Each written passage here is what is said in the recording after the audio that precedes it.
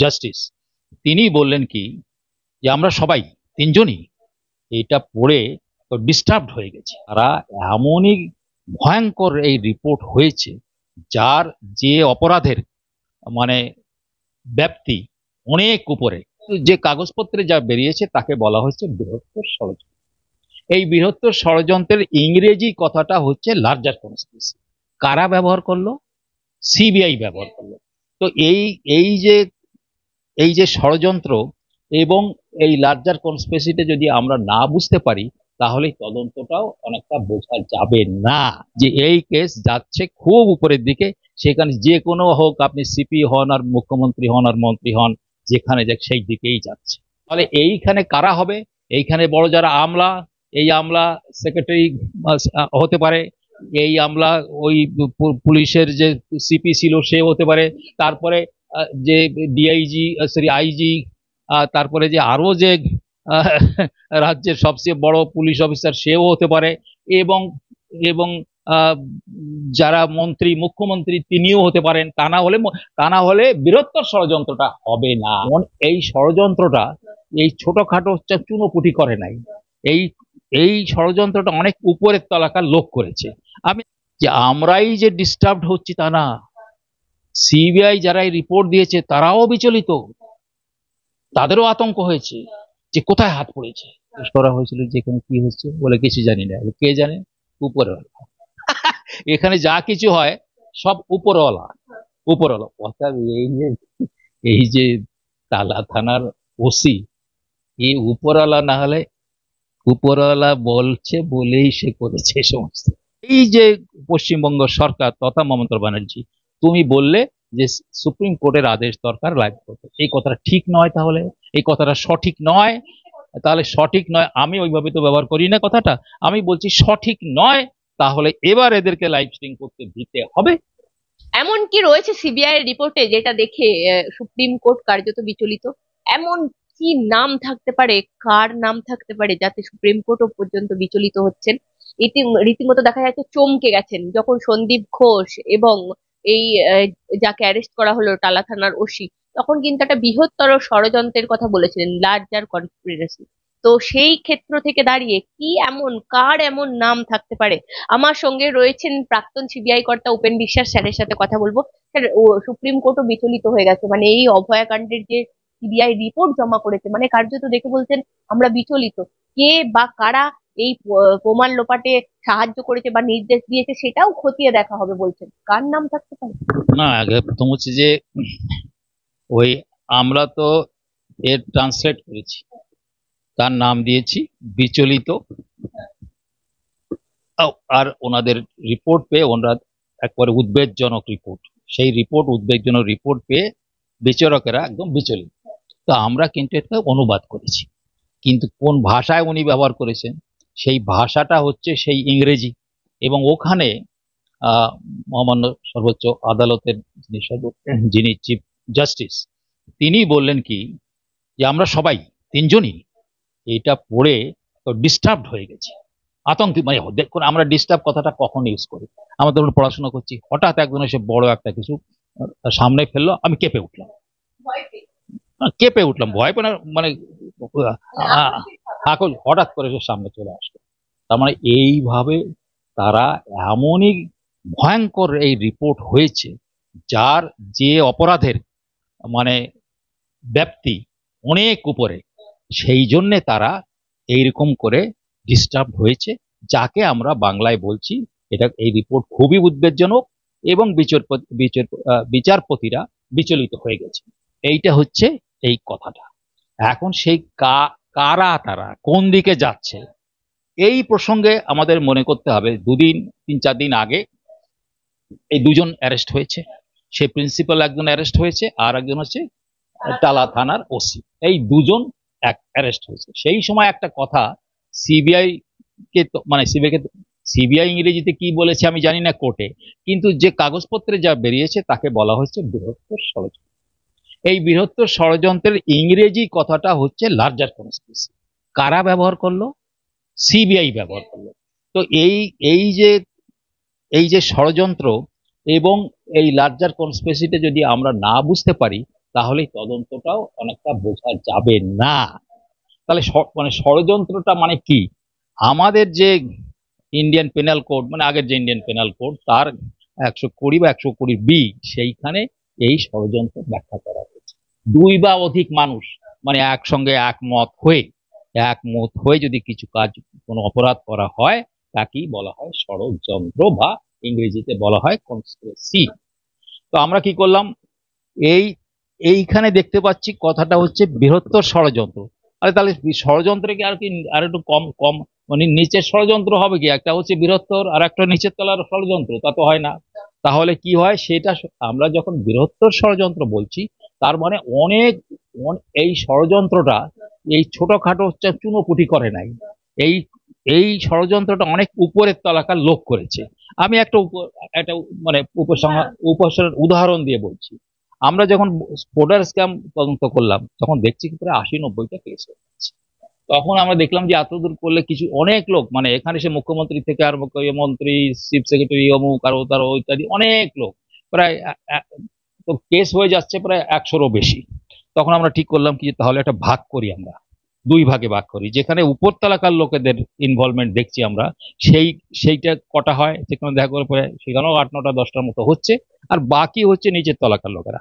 তখন আমরা ওই কথাটা ব্যবহার করলাম, লার্জার কনস্পিরেসি, যারা উপরের দিকে। এইবারে প্রশ্ন হচ্ছে যে এইখানে উপরের দিকে কারা? তো ওই একই রকম হতে পারে, কিন্তু সে থানেদার না। আর একটা কথা বলি, আমাদের যখন কোনো তদন্ত করি, বা আমাদের দেশের যে যে আইন ব্যবস্থার মধ্যে, সেইখানে আমি মানে এই ধরনের অপরাধ বা যেগুলো সেই অপরাধের তদন্তটা সাধারণত রেজিস্ট্রি হয় কোথায়? থানায়। তাহলে যাই করি উপরতলাকার লোকের কথায় করি আর যাই করি, কিন্তু রেজিস্ট্রি করতে হবে কিন্তু ওই থানায় রেজিস্ট্রি করতে হবে, চার্জশিটে করতে হবে থানাকে ইত্যাদি। এবং সে সিবিআই করুক আর রাজ্যের থানার। এবং সিবিআই তে কি হয়, একজন যে ওসি হয় সে কিন্তু এসপি র্যাঙ্কের লোক, সে ওসি। এখানে তা না, সাব ইন্সপেক্টর হতে পারে, ইন্সপেক্টরও হতে পারে। তাহলে কি হচ্ছে, ওরা এই কথাটা ব্যবহার করলো, আমি ওই কথাটা শুনে আমি আটকে উঠেছি সেদিন। তার মানে তো ওরা ওই দিকে পৌঁছেছে। তাহলে এইখানে কারা হবে? এইখানে বড় যারা আমলা, এই আমলা সেক্রেটারি হতে পারে, এই আমলা ওই পুলিশের যে সিপি ছিল সে হতে পারে, তারপরে যে ডিআইজি, সরি আইজি, তারপরে যে আরো যে আহ, রাজ্যের সবচেয়ে বড় পুলিশ অফিসার সেও হতে পারে, এবং এবং আহ, যারা মন্ত্রী, মুখ্যমন্ত্রী তিনিও হতে পারেন। তা না হলে বৃহত্তর ষড়যন্ত্রটা হবে না। মানে আমি বলছি যে আপনি তো পশু খাদ্য কেলেঙ্কারির ক্ষেত্রে লালু প্রসাদ যাদবকে অ্যারেস্ট করেছিলেন। তো সেখানে আমি বলছি স্যার, বৃহত্তর ষড়যন্ত্র, সেইটাও তখনও কি বৃহত্তর ষড়যন্ত্র ব্যবহার করা হয়েছিল? হ্যাঁ, লার্জার কনস্পিরেসি, তখন তো বৃহত্তর কথাটা আমরা আমরা করি নাই, আমরা লার্জার। এই বাংলা, তাই বাংলা বৃহত্তর ষড়যন্ত্র, লার্জার। তা না হলে ওনরা ডিস্টার্ব হবে কেন, আতঙ্কিত হবে কেন? মানে তার মানে এমন দিকে যাচ্ছে, একটা এমন কিছু এক্সপ্লোশন হবে, একটা বজ্রপাত হবে। তো সেই বজ্রপাতটা ওনরা সেই জন্য বলছে যে আমরা বলতে পারবো না যে কোন দিকে এই তদন্ত যাচ্ছে। না, আমরা বলবো না, আমরা তো দেখছি যে কোন দিকে যাচ্ছে। তো এখন আমরা সেটা বললে এমন একটা কিছু হতে পারে যে তাতে অনেক রকমের তার তার আহ, যে এটাকে ব্যবহারও করতে পারে ব্যক্তি, এবং তার ব্যবহারও অন্য লোক ব্যবহার করে তার সুবিধা হতে পারে। কিন্তু কথাটা হচ্ছে কি, যে তারা যে আরো একটা কথা বলেছেন, যে আমরাই যে ডিস্টার্ব হচ্ছি তা না, সিবিআই যারা রিপোর্ট দিয়েছে তারাও বিচলিত, তাদেরও আতঙ্ক হয়েছে যে কোথায় হাত পড়েছে।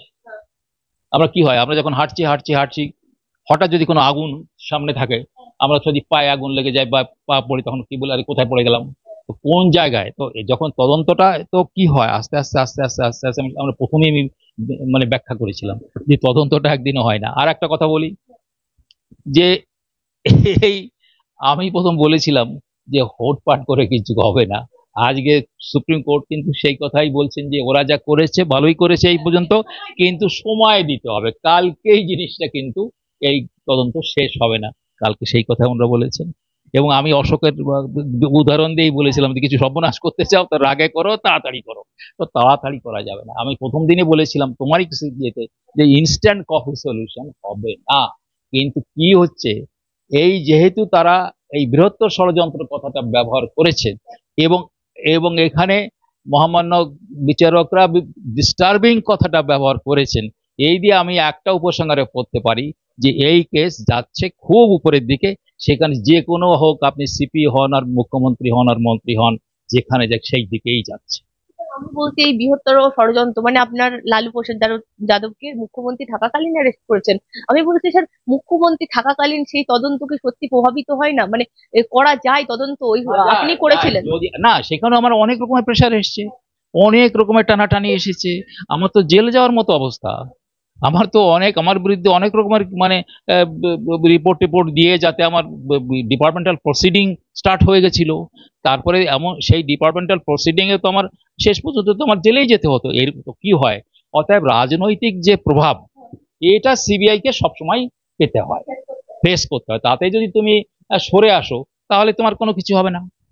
তাহলে আমার বিরুদ্ধে তো মানে এমন একটা প্যাচ ফেলে, একটা একটা ইস্যু নিয়ে আমি অত ব্যাখ্যায় যাব না, নাহলে অন্যদিকে আমরা চলে যাব। একটা বিশেষ ব্যাপার নিয়ে আমাকে, আমার বিরুদ্ধে একটা ডিপার্টমেন্টাল প্রসিডিং বলে সেই লাগিয়ে দিল আমার। তো তার তার মানে কি? এবং আমার এসপি তখনকার দিনের যে ডাইরেক্টর, আমরা একই সঙ্গে ছিলাম এসপি হিসাবে, তারপরে আস্তে আস্তে উপরের দিকে গিয়েছি, উনি ডাইরেক্টর হয়েছেন।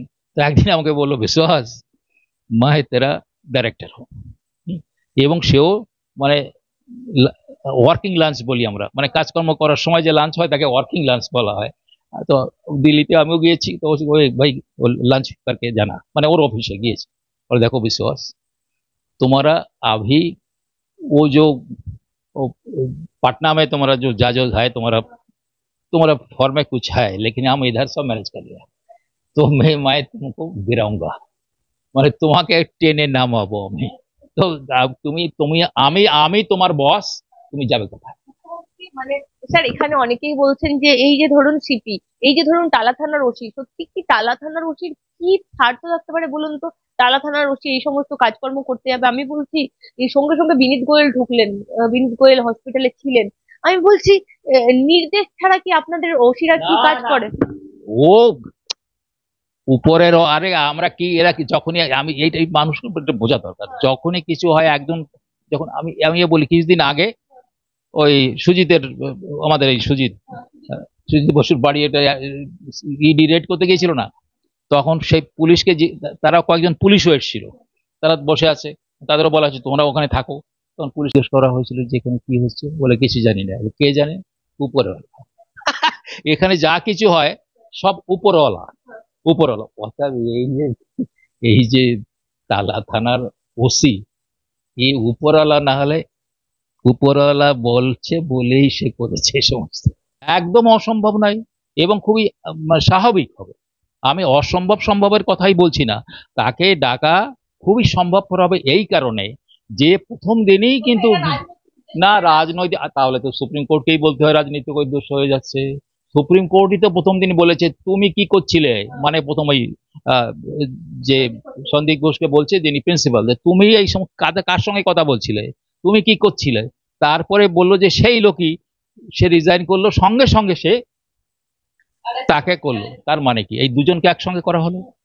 তো এইটা তো একটু বোঝা দরকার না? তখনই তো বলে দিয়েছে, বারবার বলা হচ্ছে। অর্থাৎ এই ওসি এ করবে বৃহত্তর ষড়যন্ত্র, আম সরি তাহলে আমি কিচ্ছু বুঝি না ইনভেস্টিগেশন।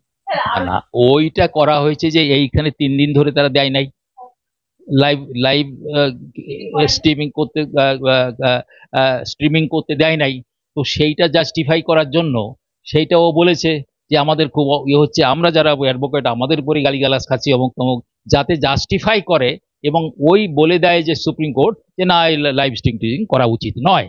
কিন্তু কি হয়ে গেল, উল্টো হয়ে গেল। উল্টো হয়ে গিয়ে সুপ্রিম কোর্ট কি বললো, নাথিং ডুইং, লাইভ স্ট্রিম হবে। এই কেসটা নিয়ে শুধু যে আমরা চিন্তা করছি তা না, এইখানকার ভারতবর্ষের মানুষ, এমনকি পৃথিবীর বিভিন্ন জায়গায়, পৃথিবী কথাটা ব্যবহার করেনি, বলছেন যে অনেক অনেক অনেক বিস্তারিত মানুষের এটা নিয়ে দেখার জন্য বসে আছে যে কি হয় কি হয় কি হয়।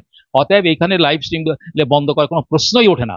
অতএব তাহলে এই যে পশ্চিমবঙ্গ সরকার তথা মমতা ব্যানার্জি, তুমি বললে যে সুপ্রিম কোর্টের আদেশ দরকার লাইভ করতে, এই কথাটা ঠিক নয়। তাহলে এই কথাটা সঠিক নয়। তাহলে সঠিক নয়, আমি ওইভাবে তো ব্যবহার করি না কথাটা, আমি বলছি সঠিক নয়। তাহলে এবার এদেরকে লাইভ স্ট্রিম করতে দিতে হবে। এই এক অনলি একটা জিনিস মানতে হবে, ইয়েকে আমি একদিন ওই ইয়েতে আহ, ওই যুক্তি তর্কতে বলেছিলাম যে দেখুন ওই প্রত্যেকের এক একটা প্রত্যেক চিফ মিনিস্টার প্রাইম মিনিস্টার এক একটা স্টাইল থাকে তাদের ফাংশনিং। এখানে মমতা ব্যানার্জি দেখুন, সে যা বলবে তাই শুনতে হবে সবাইকে, এবং সে সবাইকে চেনে একেবারে। সেই অ্যাপয়েন্টমেন্ট দেয়, একদম থানেদারকেও অ্যাপয়েন্টমেন্ট দেয়, তার উপরে লোককে দেয়, তারপরে ওর দেয়। এবং তার এই গুণটা আমার স্বীকার করতে হবে যে সবাইকে সে চেনে, নাম জানে, এবং ডাইরেক্টলি সে সে মানে ফোন লাগায়।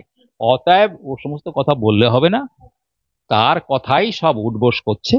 আমি বলবো কি যে এটা একটা সত্যিকারে যে মানে মমতা ব্যানার্জিকে আমি স্যালুট জানাই যে বোন মমতা ব্যানার্জি, তুমি কন্ট্রোল করতে পারো এই পুরো সব মানুষকে এক নিজে হাতের করে। সে একই জিনিস, এ একটা একটা গুটি একদিকে একটা গুটি একদিকে।